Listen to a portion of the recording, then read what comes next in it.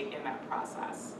So some of the pathways that we have worked out through a local administrative order, which is a dictum from the courts to allow us to move forward with this process, is both deflection and diversion. So deflection is where let's say, a police report or a warrant comes through to the prosecutor's office through any engagement with law enforcement.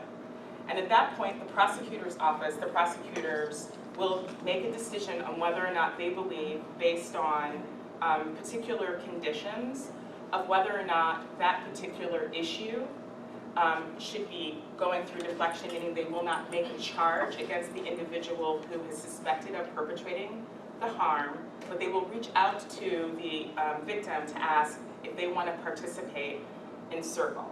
A lot of times, the reason that the prosecutors may make that decision is because there is a relationship between the individual who has been affected by the harm and the individual who is suspected of perpetrating that harm. So for instance, they may be family members, they could have possible intimate relationships, they could be neighbors, they could be friends, and what the prosecutor does is their victim's advocate will reach out to the individual who has been identified as experiencing the harm to ask them if this is an option that they would like to engage in, not charging the individual who has perpetrated the harm, but allowing the DRC to work through up to 18 months of engaging with those individuals to engage in circle keeping, which means bringing them together and facilitating circle with them as many times as needed for them to come to a place of understanding, if possible, and also if there are any agreements that they may want to engage in. But it is also a time where all those individuals involved are heard and are listening to one another. So success for both deflection, and I'll explain diversion in a second, as far as circle keeping, really depends on the individuals involved. The success does not depend on the indications from the prosecutor's office or even courts. It's really the decision of those individuals who choose to participate voluntarily in circle as to what is a successful engagement in regards to the incident of harm. Diversion is another pathway as well, and diversion allows that at that point charges actually have been brought, but with the same indicators and conditions, the prosecutor's office may decide this may be an opportunity. For instance, the victim may say that they don't want to go through the traditional criminal legal process, that although they did experience the harm, they would like to choose another process to address that harm. That might be a conversation then where a victim's advocate for the prosecutor's office reaches out to the victim to say, well, we have another process available. It's through the restorative justice process. We would assign your case to the dispute resolution center, and you would engage in circle. And that would be where our coordinators, who are both Carolyn and Kyoko, would then reach out to those individuals who are harmed to make sure that they want to engage in the process, explain the process, go through intake with them, as well as going through intake and explaining the process to the individual harmed. If the circle is successful based on those individuals' determinations, so the individual who committed the harm as well as the individual who experienced the harm, that report would be sent over to the prosecutor's office and or the courts, and then charges may then possibly be dismissed, or there may be another indication where the traditional criminal legal process is not engaged based on the decisions for the individuals harmed and the individuals who have committed that harm. So those are the two pathways that we have for diversion. One of our great successes, I believe, is through a local administrative order. Courts and judges have now decided to participate in that entire process as well. And they've decided that they also will be assigning cases based on the conditions that the judges determine of whether or not a particular case may be a proponent for circle as well. So now we also are partnering with judges as well as the prosecutor's office. I want to stop there right now to ask if anyone has any questions. I have said a mouthful. There was a question, were these just physical harm or sexual as well? It's a very good question.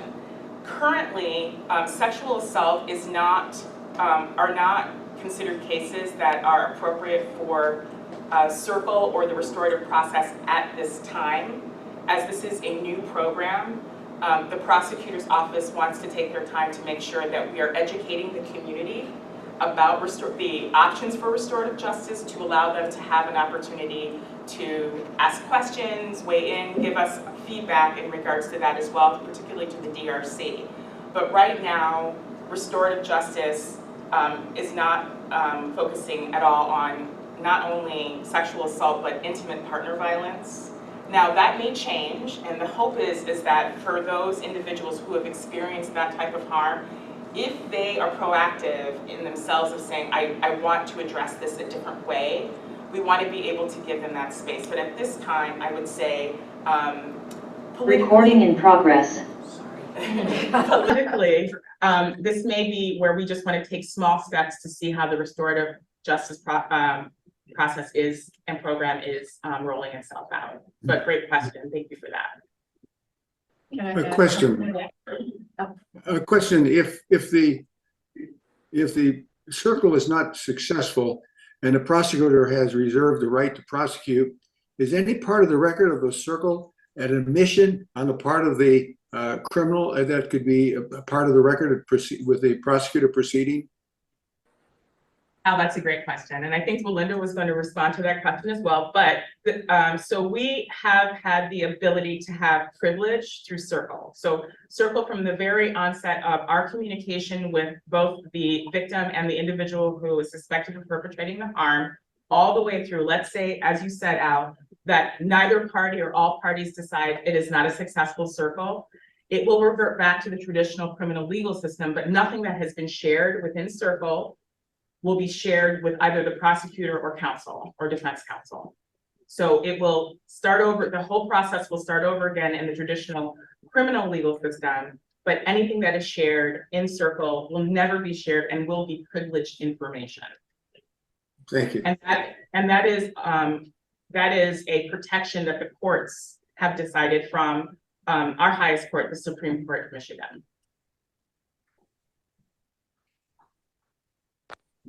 Any other questions? I just wanted to add, from the perspective of cases that will not be considered for circles, in addition to sexual assault, intimate partner violence, any case that prevents a compromise to public safety. So if a person had a gun, shot the gun, pointed the gun, anything like that, the prosecutor will not allow it to go to circle. We do not want to compromise public safety. So there's a lot of scrutiny before the case comes to the DRC. And at this point, I want to also begin to fold in Kyoko and Carolyn's work as the coordinators for the cases. Carolyn deals with cases that are specific to adults that are harmed and adults that are perpetrated, and Kyoko works with the juvenile docket. But in regards to that, you know, we do a very detailed intake to make sure that everyone understands what to expect in Circle, and to bring their own reality and truth into Circle. But it also may be an opportunity where they may decide at that point, although I might have been thinking about Circle at this point, I don't necessarily think Circle may be appropriate, or we at the DRC may make that assessment in concerns of safety or anything like that. So we always want to make sure that everybody wants to be there in that space of Circle, and that it is, we hold the voluntary component very strongly in regards to everybody participating in Circle. And I know that we have some, I hope that we have some Circle keepers here today. So eventually I would like to ask for those Circle keepers that have engaged in the restorative justice experience, maybe if some of you can share what that experience would be. But I would also like to kind of pass this on now to Carolyn and Kyoko to talk a little bit about their work as coordinators. And I just want to make sure, can the folks on Zoom, can you hear us okay? Okay, excellent, great. Okay, Do we go there? Yeah, sure. Thank you.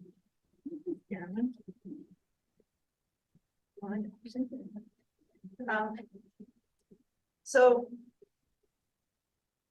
I think the part that I'll talk about here is the cases that we get, right? There, a lot of times it's a lot more complicated than just one person did the harm and the other person was harmed. A lot of times, especially when there's family involved or when there's other people that they've known for a long time involved, there's a lot of harm experienced on both sides. And so a lot of what we do when we're talking with folks in intake and getting these things going is finding out, are people even in a position where they're ready to hear what the other person has to say in the room?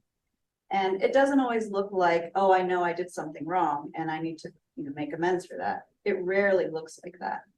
But as long as they are in a position to recognize what they've done, be honest about what they've said or what others have said, and then be able to hear what others are saying, that's what we're looking for.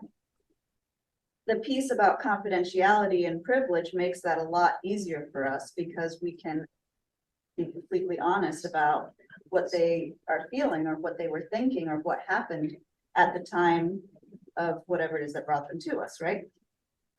Without that, people aren't going to tell us what they need to say, and they're not going to be able to have those honest conversations in circle. Other piece about the circle that is very important for me is recognizing that it doesn't always result in an agreement, that the agreement isn't the success in this situation, right? A lot of times what happens is just having that conversation, being able to be honest and open with each other about what happened, how were they affected, how were they impacted, and what needs to happen moving forward to make things better or to address those harms. That's what actually helps people be able to move forward. Whether that comes in the form of an agreement or not, that depends on what folks decide that they need. And that's what we're there to do, is help people find what they need in order to be able to move forward. And luckily, the courts and the prosecutor's office have been very open to recognizing that reality, that it's not a one size fits all. We can't just have a written agreement and that's going to be what everyone needs in order to move forward. And so I feel very, very lucky. I almost said privileged. That has a meaning here, right? But I do feel very lucky that we can work with folks in such a way. And so they might come in there saying, I need $500 and they need to pay me that money back. And then they leave saying, yeah, actually the money wasn't really what bothered me. I really needed to hear all this stuff. Give me a couple hundred and I'm fine. Or even sometimes like, I don't even need the money. I just really need this to happen. And then sometimes we'll have a circle where we're not even really sure if, people will leave, they had their conversations, they said what they needed to say, but they didn't have an agreement. There was no bow on the end. People didn't leave hugging or happy or anything, right? Which is what we imagine in our heads when we think of like the perfect ending, right? Everyone's having fun. But a lot of times, of course, that doesn't happen because we're human and we're not going to just forgive and move on, and that's not an expectation for this anyways. But I have been lucky enough to hear from some folks afterwards where I wasn't sure if this was enough for what they needed, but they said it was, so we ended and we were done. But then later on they come back and they're like, that was really helpful. I really needed that. That helped us move forward, and that's what I needed to do. And so that helps me also feel like we're doing the right thing by not holding people to this idea of you have to have this kind of an outcome in order for it to be successful, which is one of the things that I think makes this restorative justice process so unique and useful. I have a question. So in that case, Carolyn, so only if you have a written agreement, you would send it to the prosecutor and say, so what do you do when you don't have that bow tied? Luckily, they trust us. And what we do is we do spend a lot of time reality testing with folks also when we're coming up with any kind of agreements, but also we're listening to the folks and what they're telling us that they need. So if folks say this is what we needed and we feel complete and we're done, then we're going to trust that. We do have a check-in circle that we always do. So even if they were to magically, have this conversation and feel complete after one circle, we do another check-in later just to make sure everything's going all right. Did anything change? And that's particularly important when you have agreements, whether they're verbal or not, too, right? Just to have that check-in because life happens, things change, and sometimes you think something's going to work even with all the best reality testing, and then you start doing it, and it turns out you can't really do that. So we always make that an option as well, that folks can come back and have a circle and adjust things or address things that may have changed.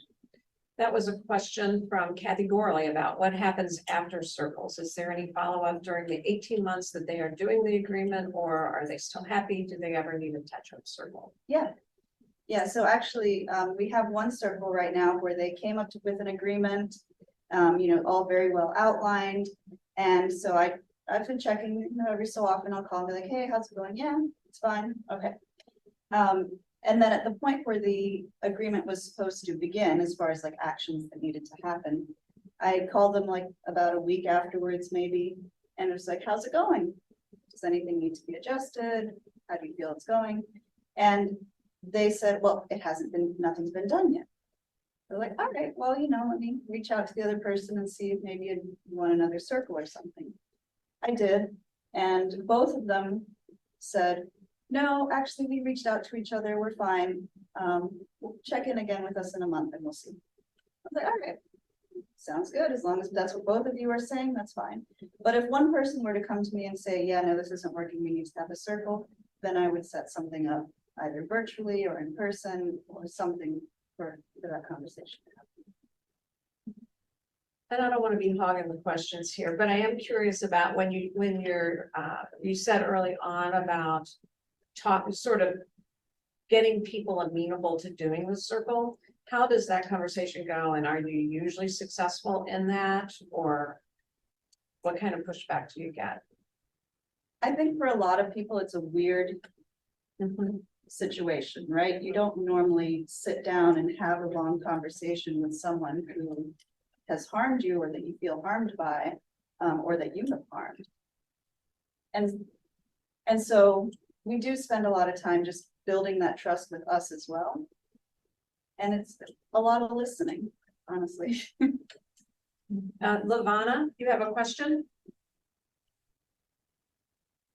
You're muted. I think you're muted.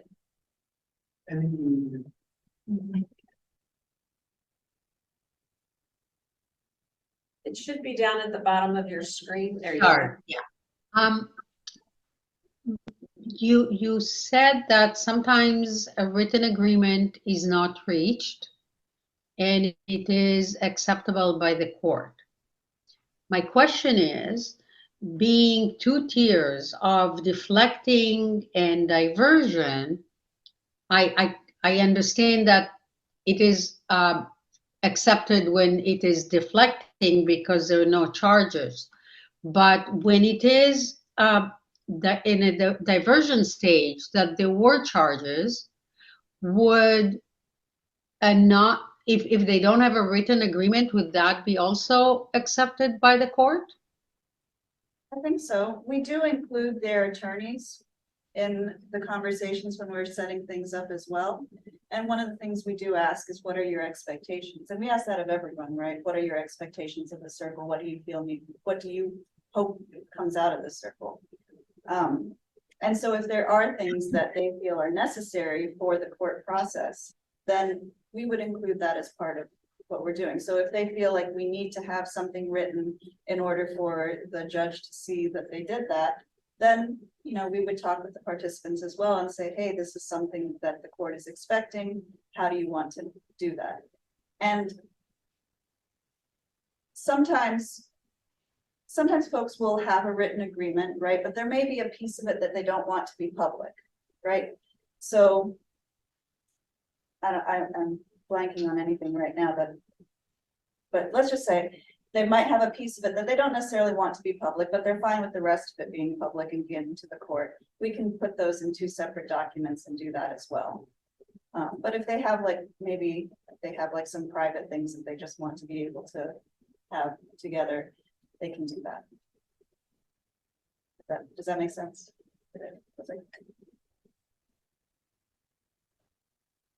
Any other questions from the room? Yay, someone. Is there a time limit that the court will put up with when there is no resolve or there was a resolve and nobody does anything about it? So technically, we have 18 months. Oh, 18 months, Which is okay, great. okay. Because like right now, for example, we have one case where, one of the participants doesn't really feel safe having a conversation with the other person right now because they live in the same home. But they were very clear that as long as they're not living in the same home, they're totally fine with having a circle. So we need to just wait until that person either comes to makes a different decision or feels that they're now in a place where they can have that conversation. And, with housing, that's not gonna happen in a month or 2 months, No. It can take time. You have to get a job, you have to have the money to pay the down payment, you have to write all that stuff. So that gives us a chance to do that sort of thing. Sometimes people's phone numbers change, and so we have to track them down. We're trying to send snail mail, we're trying to send emails, we're calling different numbers. So it gives us a chance to really reach out to folks. Sometimes folks aren't ready right away, and they just need a little bit more time. And so we might talk to them once, and then talk to them later in a while, see how it's going. That's what. And we can also we can ask the court for extensions. If, let's say, they're, like, Carolyn said, let's say somebody has a new housing, but they want to do like 6 circles, that might take us over the 18-month. We'll listen to, reach out to the court or the prosecutor and ask, when we have an extension on this, we're still working through this. And I think you even had one case where you, Yeah, there was a case that in between, so it kind of answers the Ravina's question about how often do they meet. It's up to them. So we check on, sometimes the things happen. People get like other things that they need to address. So we don't meet for 2 months. Or sometimes we meet every week. So it depends. And one of the cases that I had was there was extended time that I could not even reach to one of the participants. And when I finally did, hey, 18 months is coming up, which I did not want to use that one as like a threat or anything, but 18 months is coming up. Can we actually meet? Can I meet with you? We did, and the both participants meet in person as a large circle, and this one, they didn't have any written agreement, but they both felt, okay, I'm glad we are not where we want to be as a relationship, but I'm glad that we had this conversation. I never wanted to, press charge on you. Mary, you have a question? No, I have a comment. Oh. Is that all right? Of course. Again, I was taught peacemaking in the Native American court. And one of the requirements of a peacemaking circle was that everyone would leave healed and whole and in a different place. So there was an internal thing happening besides the agreement. The agreement could have been, we decided not to make an agreement. We decided just to talk. So the agreement was never the original thing, although it was court binding there.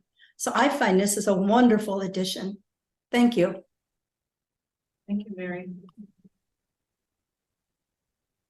If I can add to that, to Mary's comment, I think the DRC in Washtenaw County as a whole was very lucky that the peacemaking court got established first and brought those philosophies and those abstract pieces to this work to help our courts feel comfortable with it. So the peacemaking court, believe it or not, is almost 10 years old.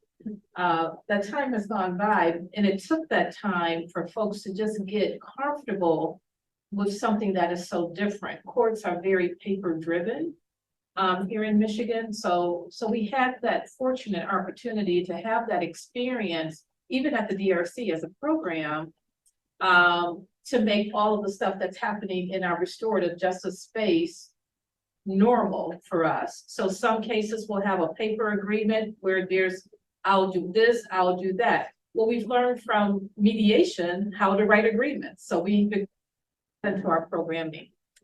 And then we're comfortable with the idea that some people just need to have that hard conversation of why me, why that moment? Did I do something to encourage this negative behavior interaction? And our courts are comfortable with that feedback from the DRC. So building this relationship in this space over almost 10 years, who knew? We had no idea what was to come, but we trusted ourselves and trusted that these relationships meant something. And the judges at the circuit court really just fell into place once the new prosecutor got positioned and got ready to get started. So I feel very fortunate that we just had all of these pieces in place and they came together, that synergy that brought them together to make this work.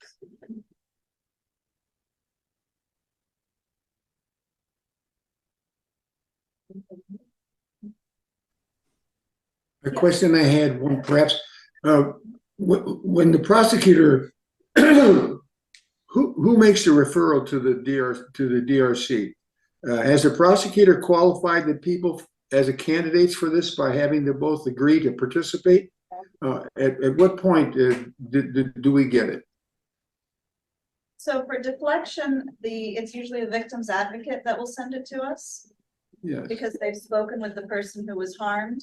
And then we reach out to the person who did the harm to see if they are willing We need to reach out. Okay, yeah. But for diversion, that is an agreement that both the prosecutor and the defense attorney come to, as far as they both agree that they're gonna send this to restorative justice, so it comes to us through them.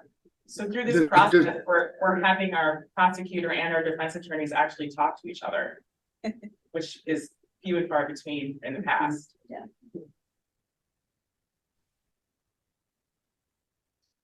I'm sorry, Al, did I cut you off?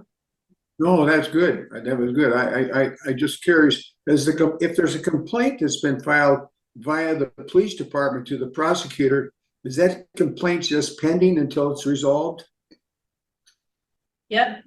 Yeah. Yeah, so if the case hasn't been selected for restorative justice, the assistant prosecutor within that office has authority to identify it for restorative justice.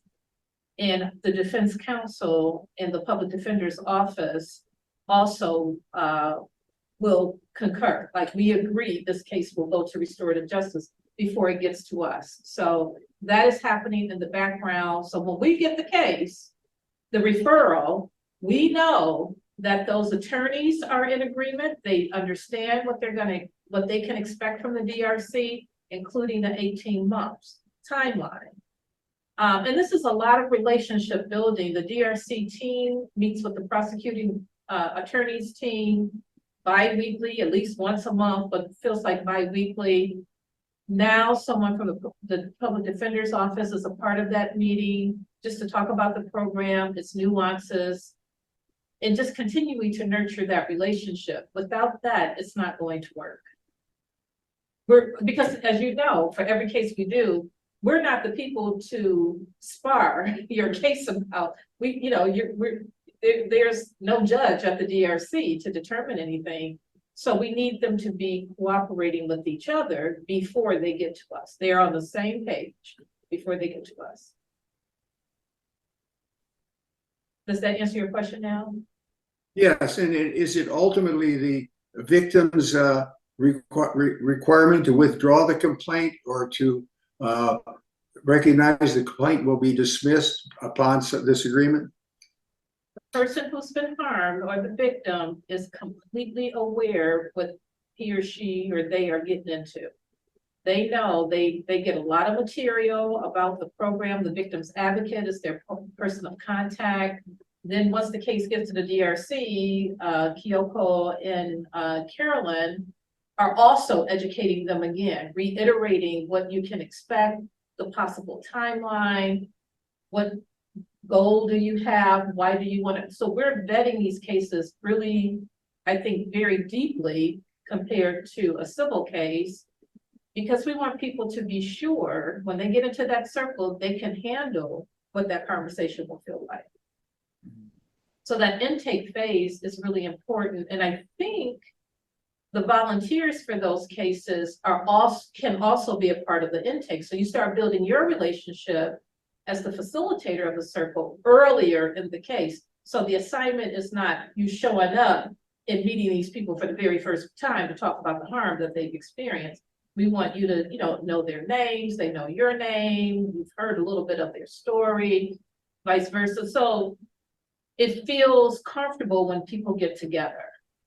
A little more comfortable. It still may be hard because we're talking about harm, but hopefully it feels a little more comfortable. People at least know each other. I thought that was a good question by Aldo. Who does dismiss it then? If it's. Oh, it's the prosecutor. It's the prosecutors. The prosecutor has all the power in this dynamic. So sorry, I missed that. They have all the power in this dynamic. So if it works out in a circle, they reach an agreement, they have their understanding, the prosecutor will make that decision to dismiss it. They are very dismissal comfortable. So this is a prosecutor that's comfortable with that idea. The court for diversion, the circuit court, or those judges presiding over criminal cases, I have to say, we thought it was going to be a hard sell to some of the judges at the circuit court. Judge Slade has sent a case.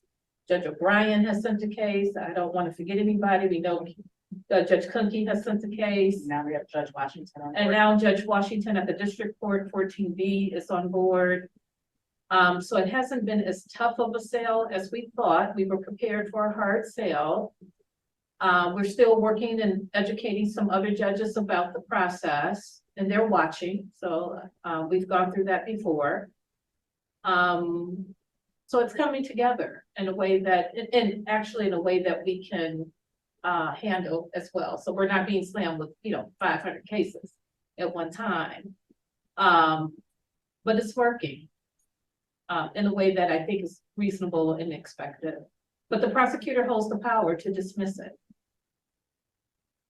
and to divert it. They go to court at the end of a diversion and say, we're not going to proceed. We're going to dismiss this case. It's gone. It's diverted from the system.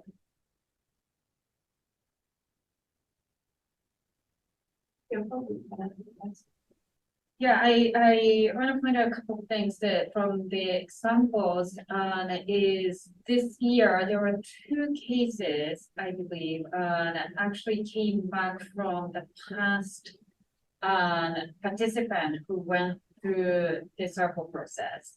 So they've already went through the court process. They are not in the court system anymore.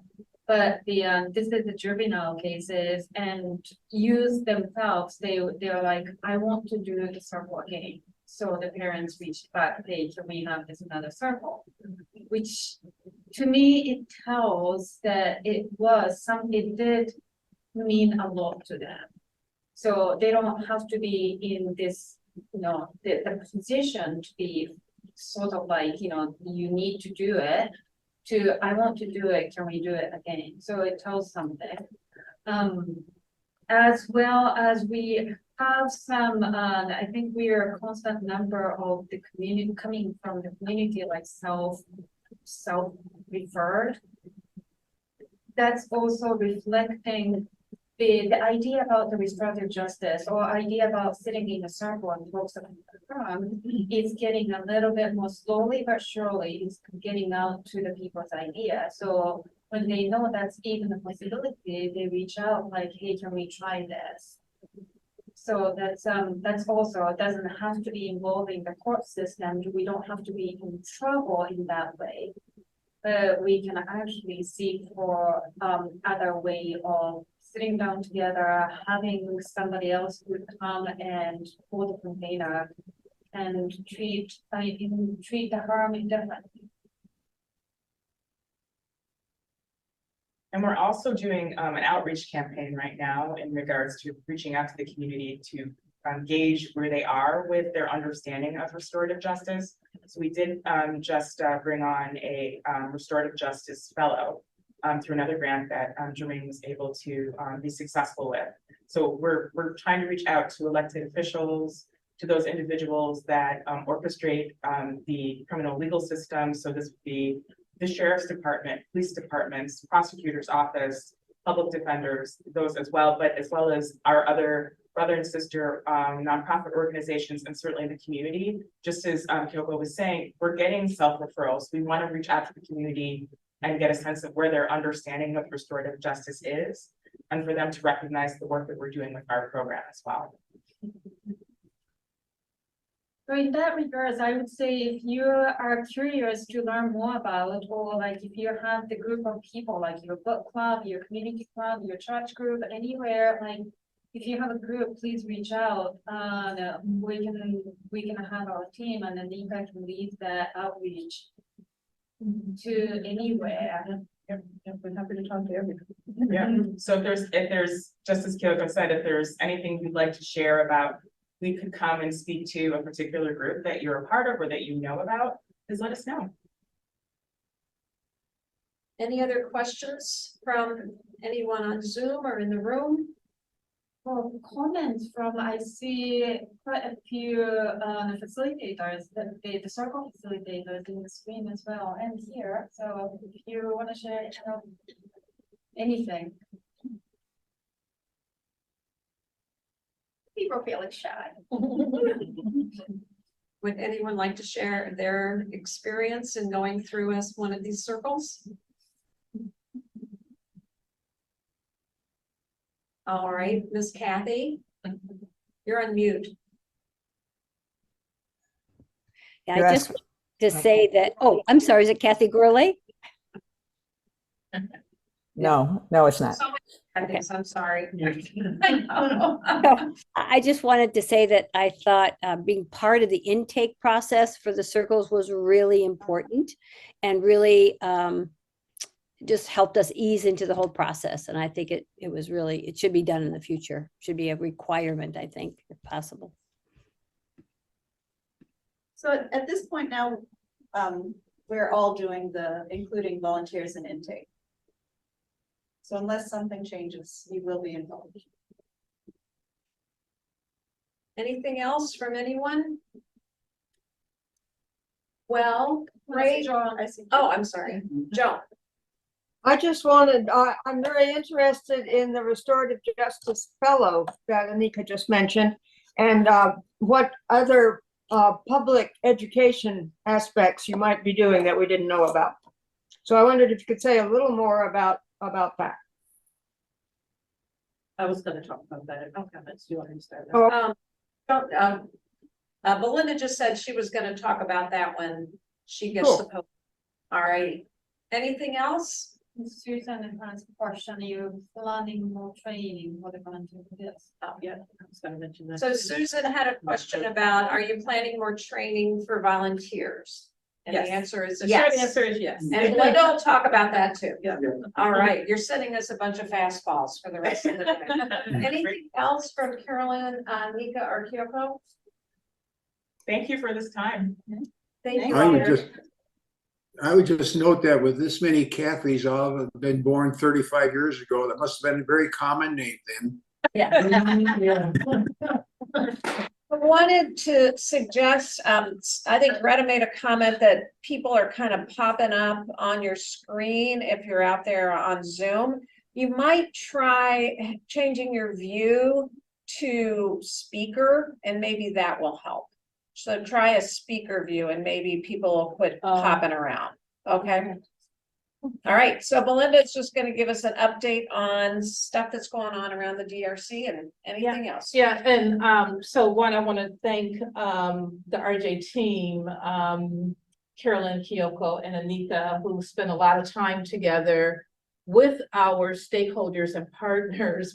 They have their meetings every week, at least one meeting every week, to really flesh this out, to make sure our partners are aware of what we're doing. Not only the prosecutor's office, but there's an ongoing standing meeting with the county around the ARPA grant. So they spend a lot of time cultivating and refining how we do this so that we can be accountable to, we're accountable, it feels like to everyone right now in the county, but we're being accountable and they're handling that very well. And Jermaine and I are kind of that second round to give them the support that they need so they can do that. So I just made a laundry list. I'm gonna start with some things, but interrupt me if you have questions. I'm gonna back up and talk about the funding a little bit, just to remind you all that the Restorative Justice Program, as we see it today, with the prosecutor's office, is being funded through an ARPA grant, the County Priority Fund, which were American Rescue dollars that came from the Biden administration that is funding us. They awarded us $200,000 last year, so we're in year one for 2 years. Year one is now. Next year will be our last year. And a very unique thing about this particular project, even though we've been doing peacemaking and restorative justice for quite a while, we were able to incorporate in our grant an independent evaluator. So we're gonna start engaging that person. We're just dealing with the behind the scenes paperwork, procurement policy, board approval, that kind of thing. But we have someone who will be joining us as an independent evaluator to see if restorative justice is really effective in Washtenaw County as it stands. All of the feedback we're getting sounds really good. People want more. The first question we had about kinds of cases, we're hearing feedback even from people who work in these departments, prosecutor and public defender departments, are saying, can we do other kinds of cases? Can we do more serious cases, cases of more serious harm? So that's on the table. And we want to see what the evaluation has to say from those who participated in Circle. So that's what the ARPA grant. The fellow, I think, Joan, that was your question. We got money, a very small grant. It feels small, but it's a grant. A grant is a grant, so I'm grateful for it. But we got a grant for the very first time from the Community Foundation of Southeast Michigan, who is taking a real interest in justice reform work.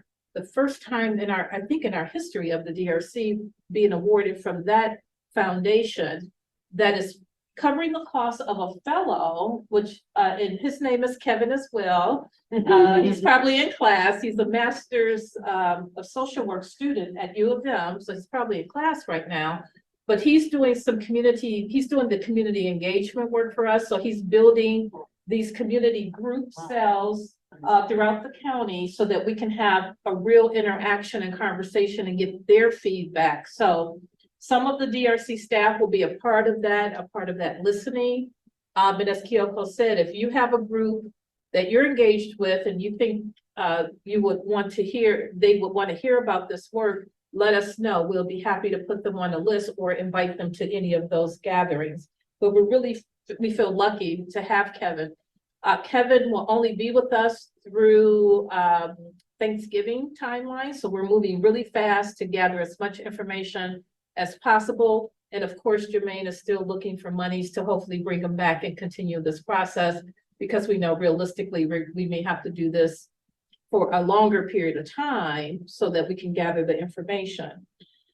A unique thing about these community gathering spaces is that we want to start planting the seed and getting feedback about the Restorative Justice Center. As you know, the DRC is housed inside of a district courthouse. We have told the county leadership that being inside of a courthouse is not the best space for restorative circles. Think about that. If you've been harmed or accused of a harm and you have to come to the courthouse that's next door to the sheriff's office and be greeted by 4 deputies who all have guns and tasers. It's just not the best setup for problem solving. And we recognize that even a couple years ago. We've been asking the county for space. I don't think that's going to pan out the way that we hoped. Just looking at return to work policies and things like that, I don't think it's going to work out the way that we hope. It's not because the county doesn't care. They have a lot of priorities right now. So we have convened a small work group task force. Al is a part of that advisory council. I'm not sure what the official title is. I'm not good with that. But we have our stakeholders. So we have Alice there. We have a member from Friends of Restorative Justice, their DRC staff, and I hope I'm not missing anyone, but a small team to work with us as a think tank, if you will, just to help us as thought partners, to help us think through what is realistic, where are the properties, how much property do we need, and of course, what is the cost? I've been with the center for 20 years. We've never had our own building since I've been with the center. We have been planted or inside of a county building. The county has been wonderful and gracious to give us space for free. But my conversations with the county has been about gratitude. We are very grateful for everything that they've done. And as you all know, we changed our email, we changed our server because we could not give the appearance that we were in cahoots with the sheriff, the judge, the prosecutor, the public defender, because we all got the same email address, right? And keep in mind, our email being on the county server makes it their property. So we needed to move off the server, and now we need to have our own home. I have no idea what that's gonna look like. I'm literally walking by faith that this is gonna come together in the way that it needs to, so that we can elevate our service to the community.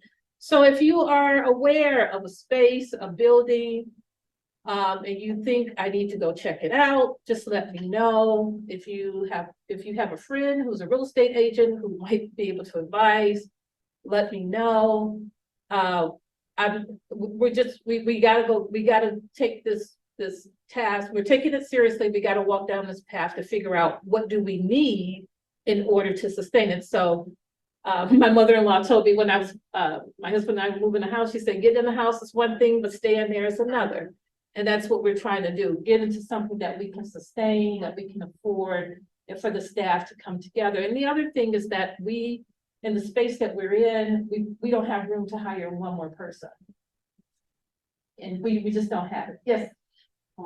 Not for the office to rule, but if you want to have the discussions, the local churches are looking to rent space very, very reasonably.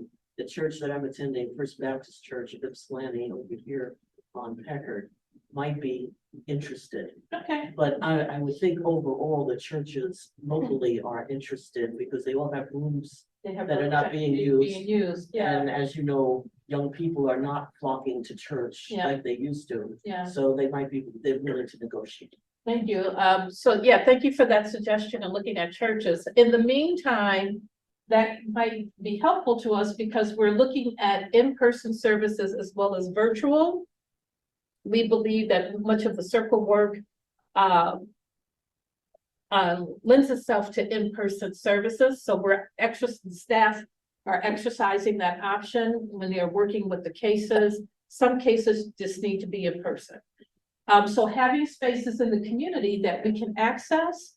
So we'll follow up with you just on that. That we can access, we're looking at that too. So if the family, to some degree that could be convenient. If you got a family, far east on the Ypsilanti or in the Ypsilanti community, and there's a space in the community that is neutral and private that we can access, we can do the circle there. So we're looking into all options right now in terms of space. I wanted to also lift up the importance of the 18 months. I'm not going to say a whole lot other than that is a big deal for a community dispute resolution program.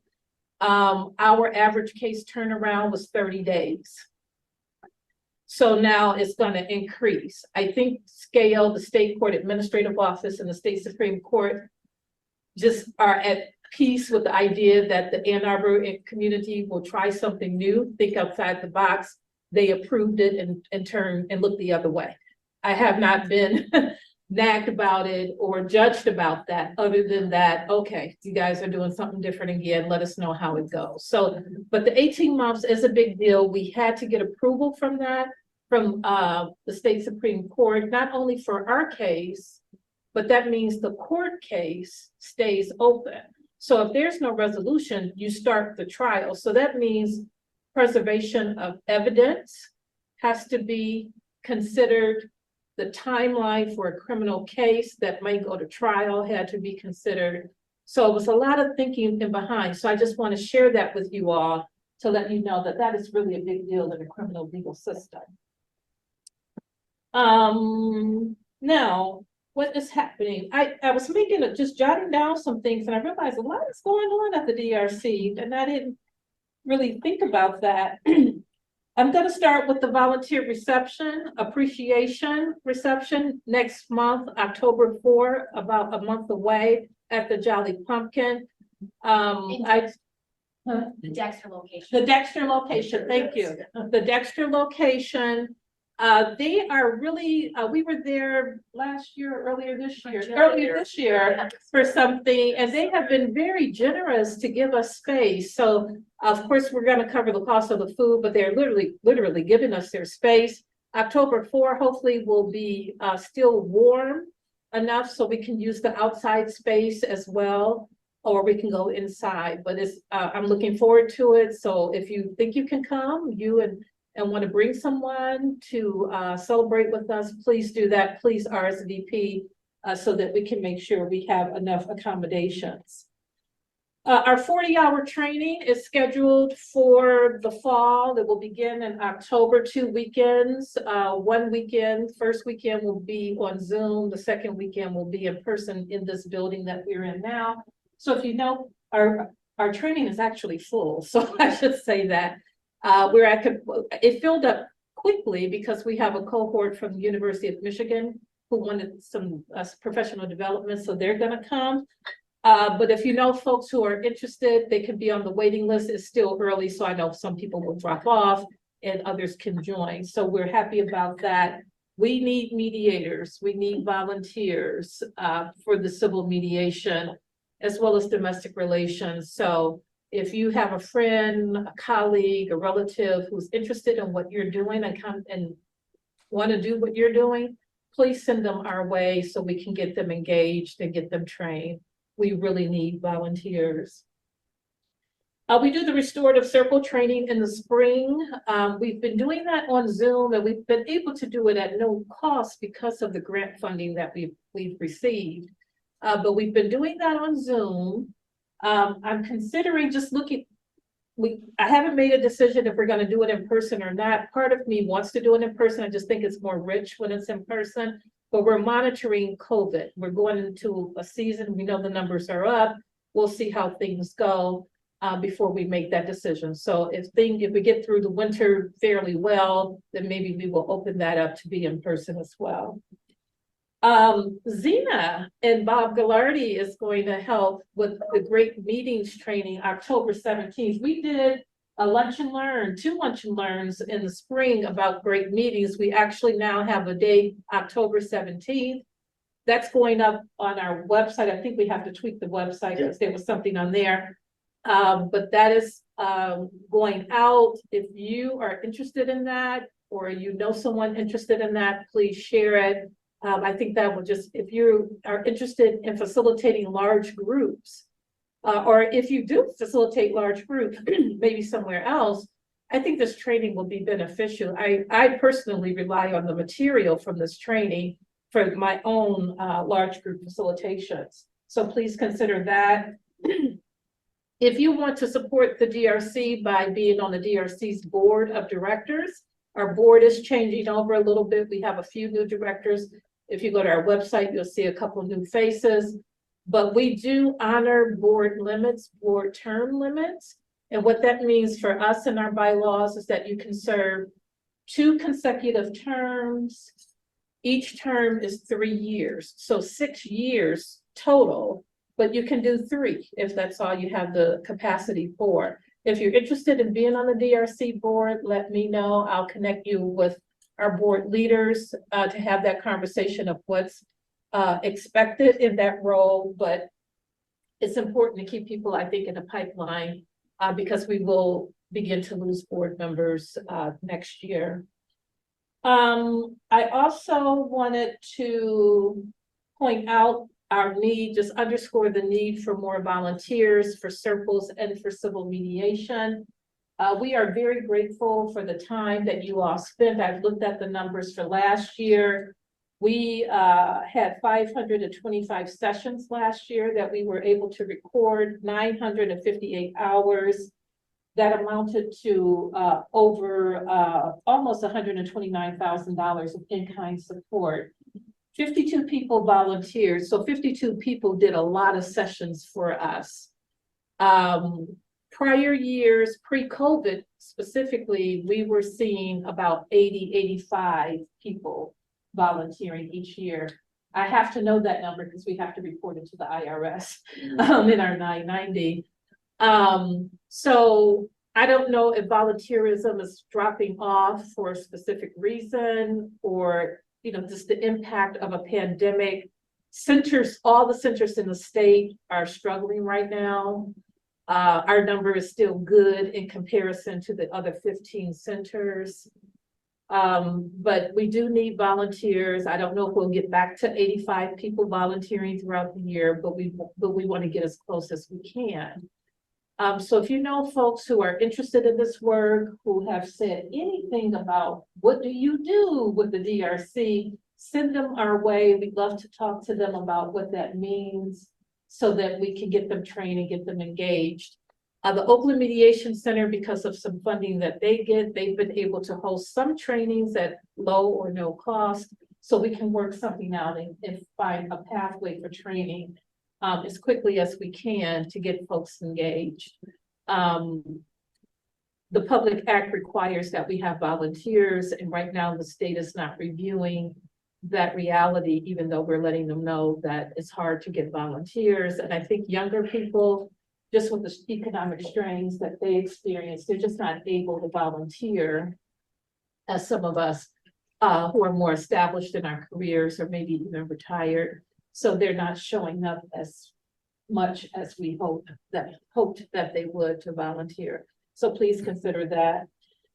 The last thing I want to share with you, because I felt like this is an icing on my cake, it feels like a icing on a career cake that I have. So Anika mentioned that we have a local administrative order that protects our circle in Washtenaw County. And we have the word privilege there. Privilege is stronger than confidentiality, I've been told. We will be protected with privilege. So you cannot be subpoenaed to court. You should not be a witness to anything. And if someone tries it, we're protected by privilege. We can show up, I will show up on your behalf and say absolutely nothing because we're protected by privilege.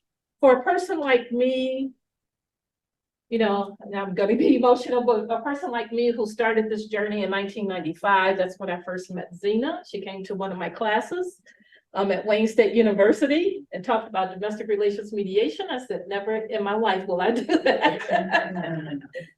But it started this journey of understanding that dispute resolution should be accessed by everybody. And I think much of the turmoil we have in our community is because people don't know how to problem solve and how to manage their conflict. So to be a part of a community that does that professionally, I never thought that would happen, but it did. I am grateful for all of you who believed in this, who showed up, who took the training, even if you didn't know what we were going to do with that training. I did not know Ellie Savitt when the peacemaking court came about. But I am so grateful to all of you for supporting us, for supporting this vision, this concept that there can be an alternative path when people do something wrong. They have a chance to be their better self and to repair the harm and make amends. And people who experience that violence, experience that harm, can have a chance to have the real questions answered that haunt them. Sometimes for the rest of their lives, they never get those answers. So to be a part of this, and I know it's bumpy, the road is not smooth, but we're doing it, y'all. Very good. Looks like Greta has a question. Greta? Oh, or she's It's a hand. I clapping. think I'm it's a- sorry. Oh, good. Okay. Any other questions for Belinda? Well, thank you, Belinda. And I realized after saying I'm all worried about the Zoom people, I have been so rude to the people that are here live and in person, where we do have snacks and water in the back. So. All righty, and lastly, but almost lastly, Stephanie, you want to tell us what's going on in your world?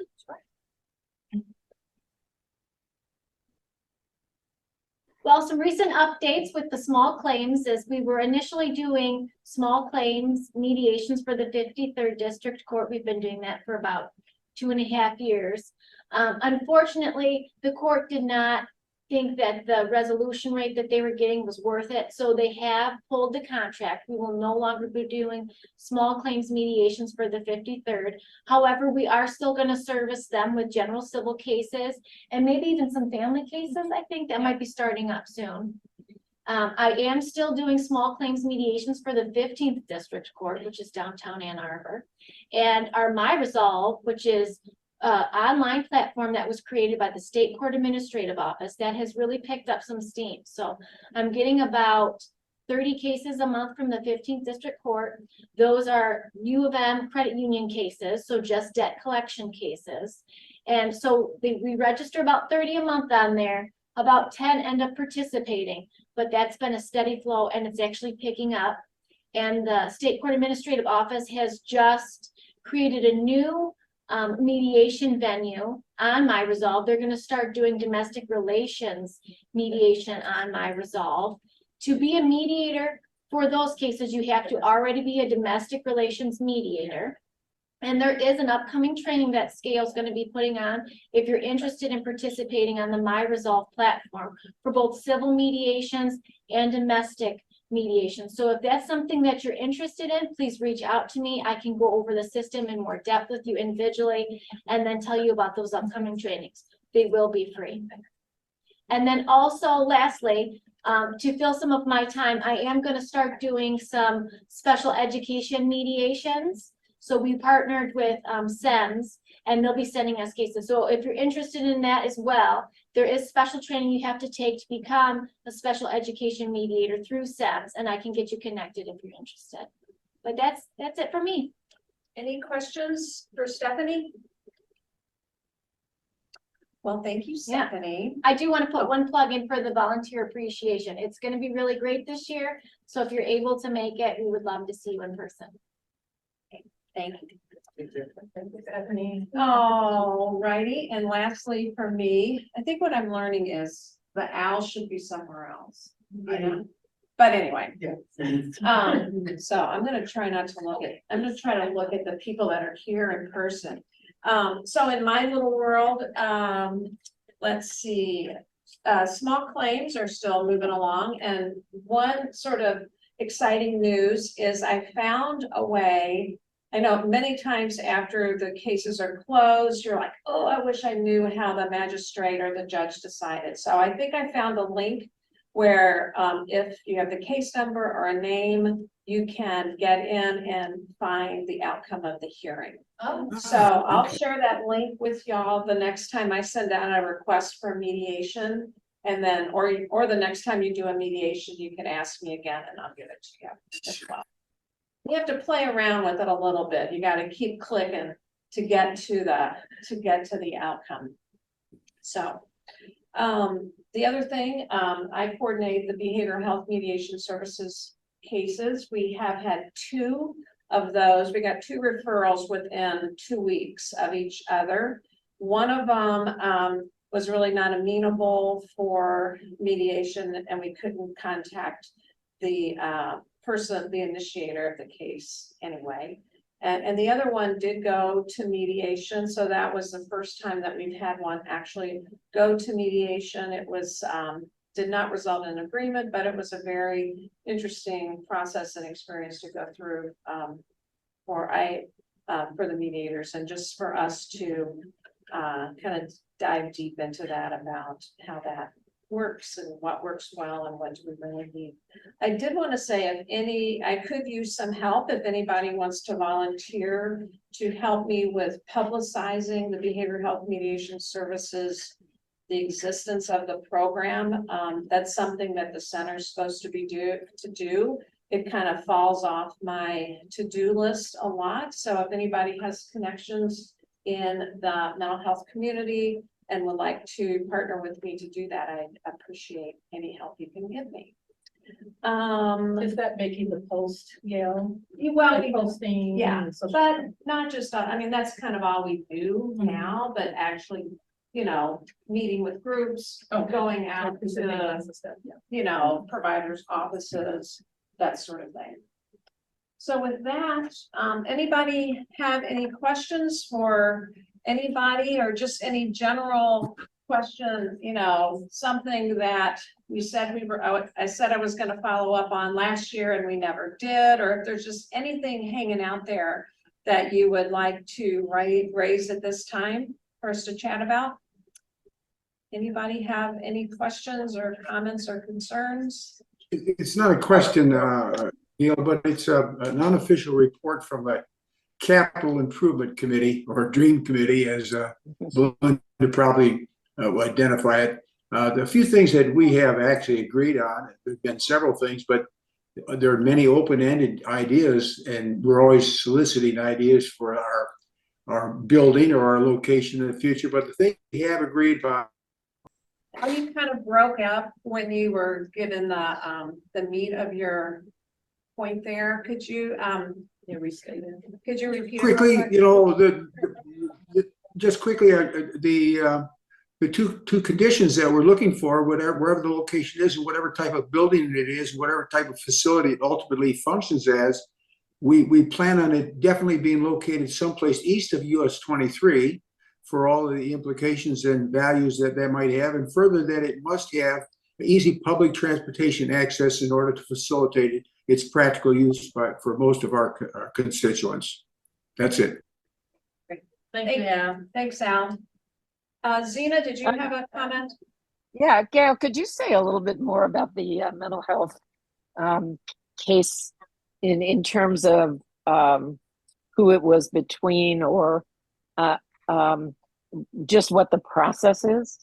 With the program, the Behavioral Health Mediation Services Program is a statewide program that was implemented as part of the due process complaint system.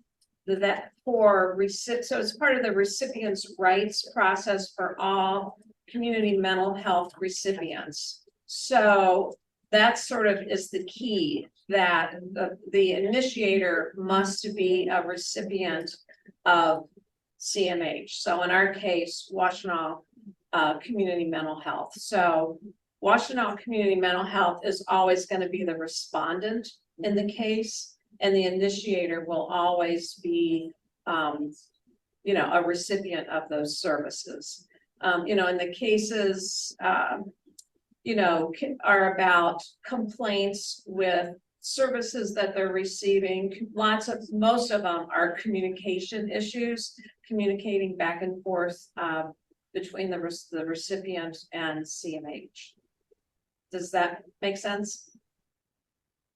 And it's driven by statewide legislation. So there's a lot of requirements from the state in terms of timelines that must be met, who participates, that sort of thing.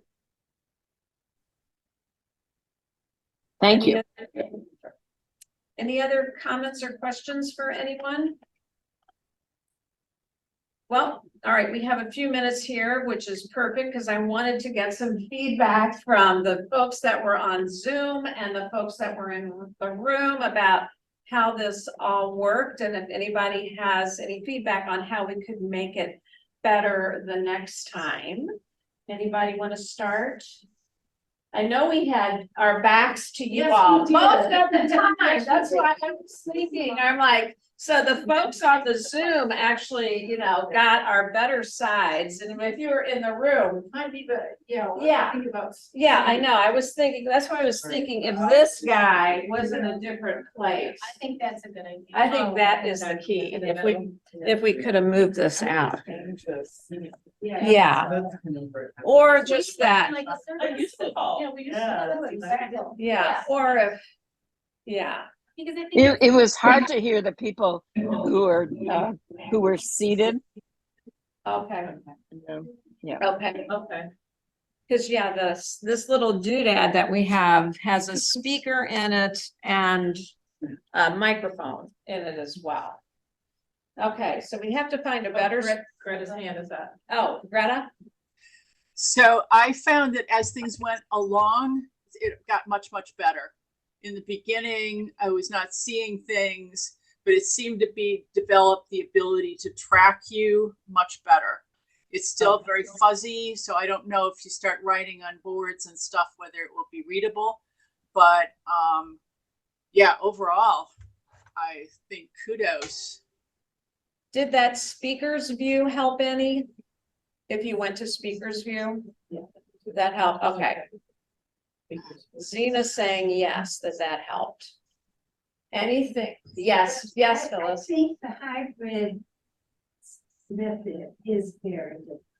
And I've only participated in a few of them on one side or the other, but each time, I think it's frustrating. Yeah. So, I don't know. Yeah, I guess I would recommend one way or the other. Yeah. Yes. A little tidbit about recording. Recording that you're making from Zoom is going to be that gallery view, which is not what we want out on YouTube. Yeah. Right. So that's why I got the camera going. Oh, yeah. So it could be focused on speaker. Oh, yeah. Rather than have the gallery view from Zoom. Yeah. Anyway, that's one little thing to think about in all this. What about you? Any other comments from your experience here? Yeah, me? Or Alexandria? I know you were really in. I'm absolutely an advocate of meeting in person. Yeah. I do like the idea of the mediation on Zoom because I think people behave better, and if they're not behaving better, you can turn them off. Yes. But Actually, I did that. yeah. But for the volunteers, I think it's kind of necessary to have the option to meet together in person. Because sometimes you start to feel like, oh, nobody even knows what I'm doing. Yeah. And nobody even really cares what I'm doing. Yeah, you feel very isolated after a while.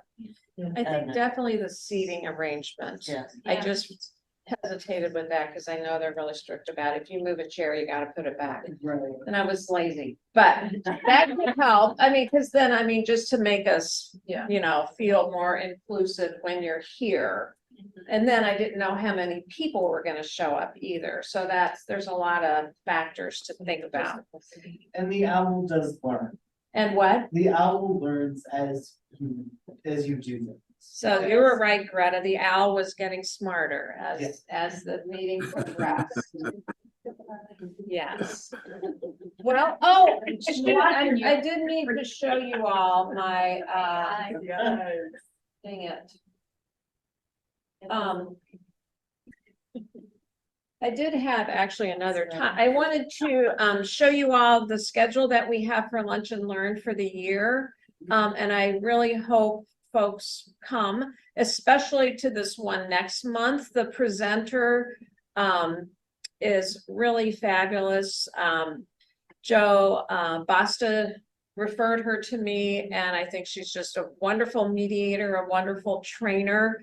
And then she has this other really great topic that I would love for her to present on. So if you can come on October 4th, which is the volunteer day, either in person or on Zoom, that would be great.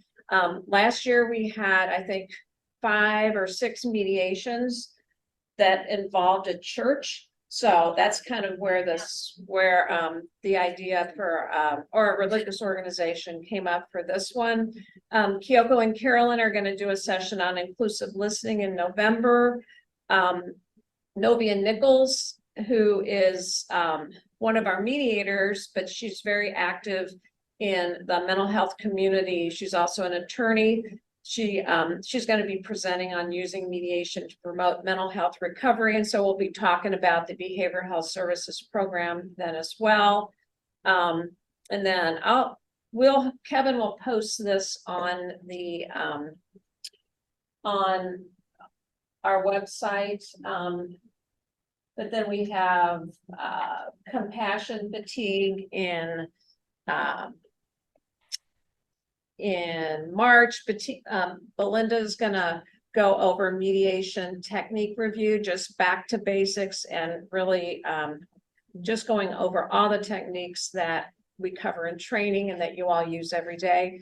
And then in April, I have a session on de-escalation plan, and that's all we have so far. So we have one more opening, but please mark your calendars, and I hope to see you next month or see you before then. Anybody else have any comments before we say goodbye? All righty, well, thank you all for joining. I'll send out the evaluation. Everybody take care, stay healthy. Bye-bye.